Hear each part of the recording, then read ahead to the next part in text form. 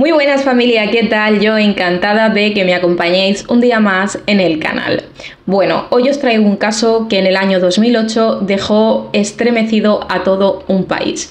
Si queréis conocer la historia de Isabella Nardoni, ya sabéis lo que tenéis que hacer. Quedaros, que empezamos.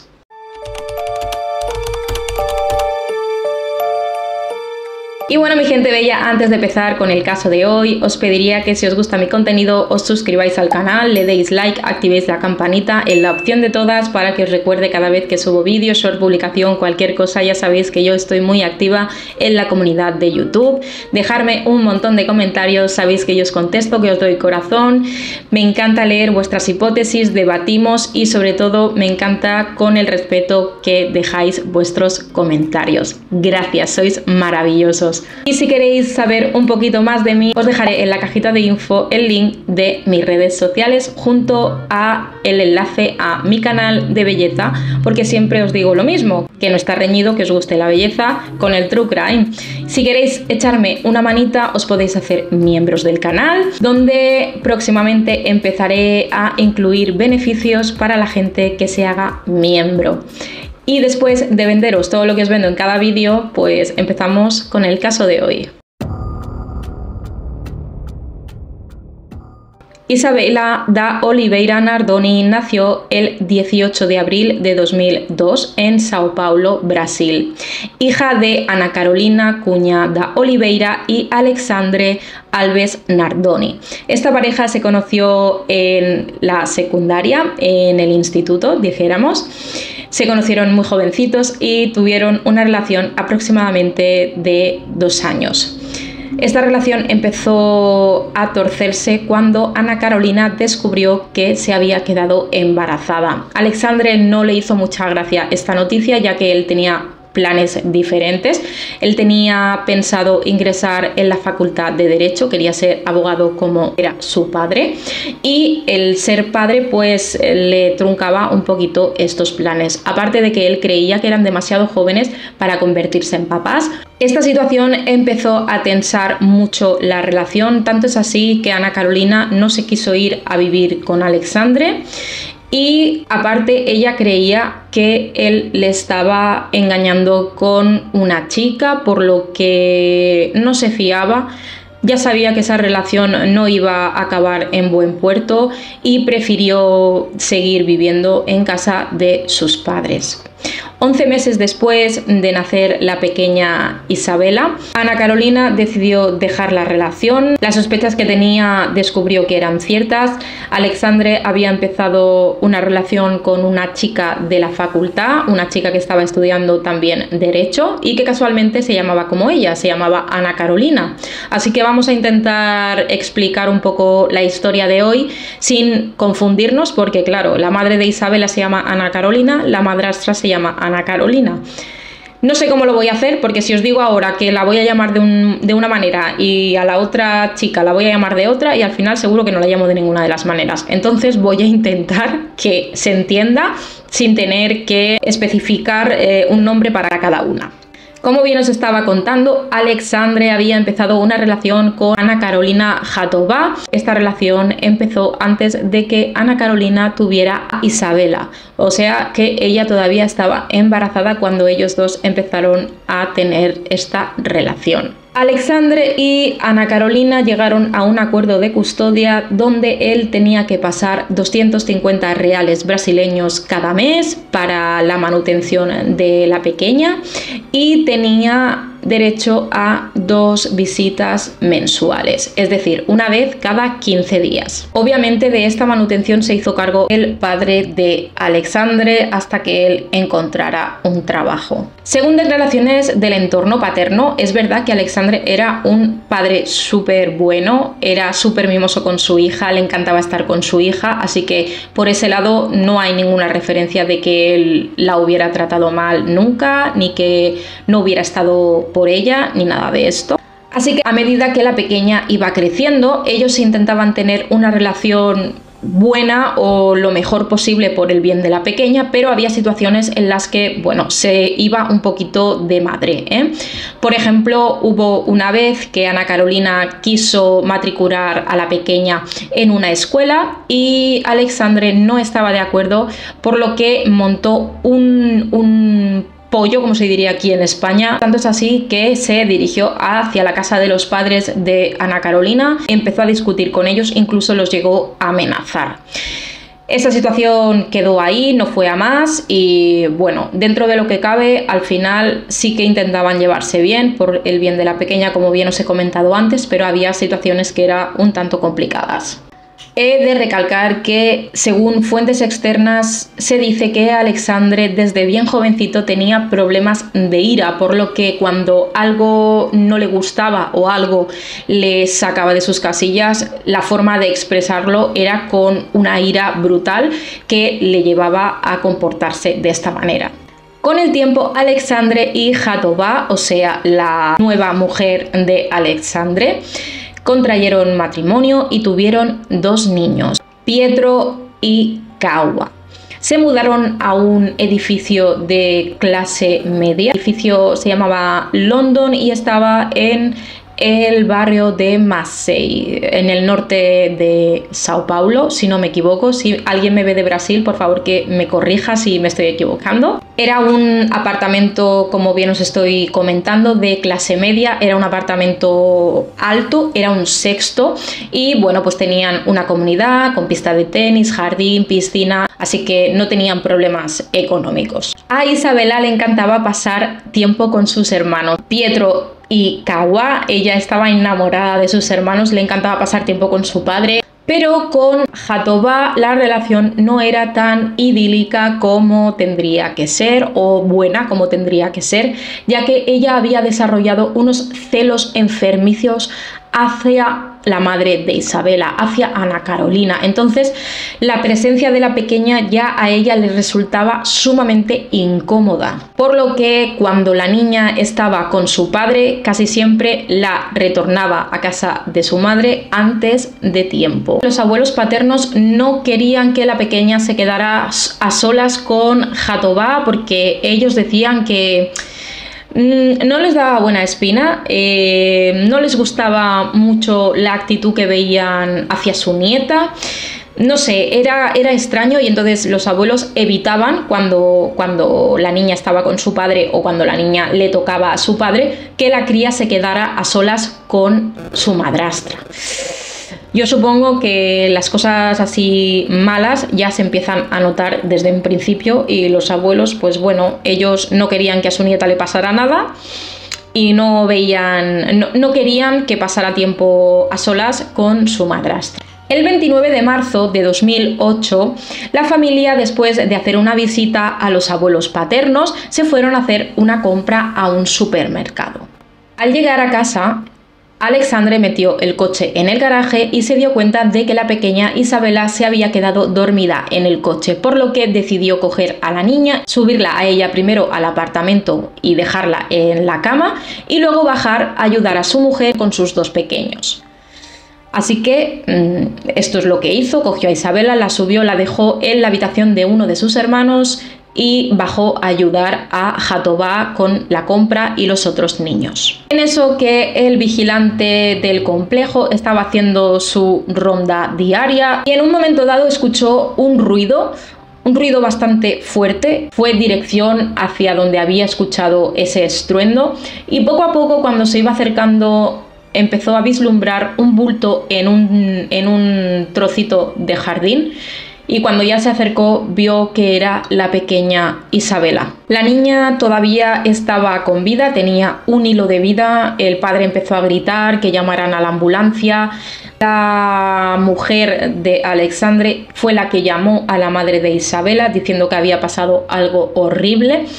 La mujer estaba comiendo en un sitio no muy lejano del apartamento de su exmarido, por lo que obviamente corrió hacia donde estaba la pequeña y se esperó allí hasta que los servicios de emergencia llegaron, que tengo que decir que tardaron aproximadamente 40 minutos en llegar al edificio London. Subieron a la pequeña, que todavía tenía un hilo de vida, a la ambulancia con su madre, pero después de 34 minutos de reanimación no consiguieron estabilizarla, por lo que la declararon muerta el 29 de marzo de 2008. Según el padre de la pequeña, en el momento en que él había bajado a ayudar a su mujer con sus dos hijos, habían aprovechado un intruso a entrar en el apartamento y cortó la malla de seguridad, porque esos apartamentos tenían mallas en las ventanas para que los niños, si se asomaban, no se cayeran. Y se descubrió que esa malla que estaba en la habitación donde había dejado su padre a Isabela estaba cortada con unas tijeras, no un agujero muy grande, pero sí que estaba cortada, por donde en teoría y según el padre, el intruso que había entrado en la casa había tirado por ahí a Isabela. Sin embargo, los investigadores poco a poco fueron atando cabos, por lo que la pareja no era tan inocente como querían hacerse ver. Empezando porque el piso de Nardoni y Jatobá no tenía ningún signo de robo, ni la puerta estaba forzada, ni había ninguna huella de nadie externo al apartamento, no faltaba absolutamente nada. Se descartó el móvil del robo. Además, descubrieron que la malla estaba intencionadamente cortada y tenía restos de sangre, al igual que el pasillo y la sábana donde había estado la pequeña tumbada. Todas estas pruebas indicaban que los sospechosos o los presuntamente culpables de este desgraciado accidente eran Alexandre Nardoni y Ana Carolina Jatobá. Posteriormente, la autopsia revelaría que la pequeña tenía signos de asfixia, aparte de unos cuantos golpes y unas señales significativas en las muñecas. Los golpes que presentaba Isabela no eran compatibles con una caída al vacío, una caída de un sexto piso. Por lo tanto, esos golpes se tenían que haber dado antes de que la niña fuera tirada por la ventana. Aparte, la pequeña no presentaba fracturas compatibles con una caída de tanta altura, por lo que os estaba comentando, los golpes que tenía ella en su cuerpo eran propinados antes de que la pequeña cayera al vacío. Se dieron cuenta que las marcas que la pequeña tenía en las muñecas eran muy compatibles, como si la hubieran metido por el agujerito este de la malla de seguridad de la ventana y la hubieran soltado. Y un detalle que les llamó poderosamente la atención fue cuando revisaron las cintas de vídeo del supermercado. Vieron que en un principio estaban comprando una familia normal, tranquila, no había nada fuera de lo común, pero se fijaron que Alexandre, el padre de Isabela, no llevaba la misma ropa con la que fue a auxiliar a la pequeña cuando se enteró que se había caído desde el sexto piso. La policía, al examinar la camiseta que llevaba el padre de Isabela, encontraron fibras de la malla de seguridad de la ventana del apartamento. Así que el día 7 de mayo de 2008, el juez Mauricio Fossen ordenó prisión preventiva para Alexandre Alves Nardoni y Ana Carolina Jatobá. Casi 2 años después, el 22 de marzo de 2010, los acusados fueron llevados a juicio, donde un jurado popular los declararía culpables por el de Isabela da Oliveira Nardoni. Tengo que hacer aquí un paréntesis porque este caso se conoce como el caso de Isabela Nardoni. La pequeña se llamaba Isabela da Oliveira Nardoni, por lo que el apellido primero en Brasil es el de la madre y después el del padre. No sé por qué motivo se conoce por qué apellido del padre,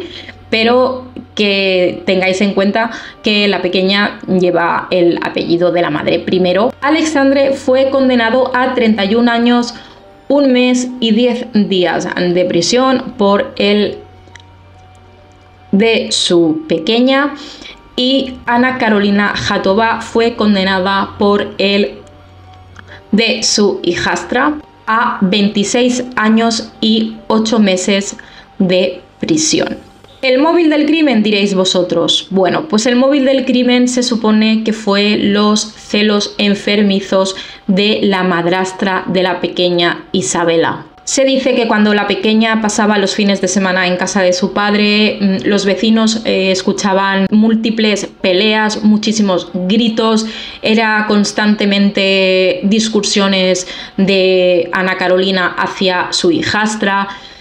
Ella no la soportaba simplemente porque era hija de la ex de Alexandre. Ella no soportaba ni siquiera la presencia de la pequeña Isabela, por lo que no quería tenerla allí. Y según los investigadores, el crimen se produjo de la siguiente manera. En algún momento de camino del supermercado al apartamento, Ana Carolina perdió los nervios y empezó a golpear a la pequeña hasta dejarla inconsciente. Cuando llegaron al edificio pensaban que la pequeña estaba muerta, por lo que el padre cogió a la niña, la subió arriba al piso, cogió unas tijeras, cortó la malla protectora que tenía en la ventana y como la niña sangraba, de ahí viene la sangre que encontraron tanto en los pomos de las puertas como en la sábana de la cama de uno de los hermanos de Isabela, que fue donde la puso, donde apoyó a la pequeña, y en la camiseta de él y en el pasillo. Se dice que, como se estaba comentando, hizo un agujero no muy grande, pero lo suficientemente ancho para que cupiera Isabela. Así que la cogió de las muñecas y simplemente la lanzó. En el año 2017, Ana Carolina Jatobá logró el régimen semiabierto. Este beneficio, 2 años después, fue logrado también por Alexandre Nardoni. 6 años después de este fatídico suceso, la madre de la pequeña Isabela logró rehacer su vida casándose y, fruto de esta relación, logró volver a quedarse embarazada y dio a luz a su segundo hijo. Tengo que aclarar que la condena de Alexandre Nardoni es más alta que la condena de Ana Carolina Jatobá, porque él tiene la atenuante de parentesco, porque era el padre de la pequeña, ¿vale? Bueno, mi gente, este caso lo tenéis en Netflix. Es un documental que merece la pena verlo. Os dejaré el link de este documental abajo en la cajita de info para que lo complementéis con este vídeo. Y pues nada, mi gente, espero que dentro de lo que cabe, como os digo siempre, os haya gustado el vídeo. Me perdonéis todas mis momentos dubitativos, ya sabéis que poco a poco iré mejorando, creo que lo estoy haciendo. Y nada, si habéis escuchado un poquito de ruido es porque tengo el ventilador, porque hace muchísimo calor ya empieza el verano, ya sabéis que empieza a apretar el calor y yo con los focos, la cámara, en fin, todo lo que tengo aquí montado, pues me voy derritiendo, Suscribiros al canal, darle like, activar la campanita y la opción de todas para que os recuerde cada vez que subo vídeos, short, publicación, cualquier cosa. Ya sabéis que yo no paro, estoy muy activa en la comunidad de YouTube. Os dejaré linkeadas abajo en la cajita de info junto a mi canal de belleza y al enlace de el documental de Netflix, mis redes sociales, por si queréis saber un poquito más de mí. Y si queréis ayudarme con el canal, os podéis hacer miembros. Próximamente empezaré a meter algún beneficio para que la gente que se vaya haciendo miembros del canal puedan disfrutar de contenido exclusivo. Y después de venderos todo lo que os vendo en cada vídeo y de traeros una historia donde la realidad supera la ficción, solamente me queda deciros que nos vemos en el próximo vídeo.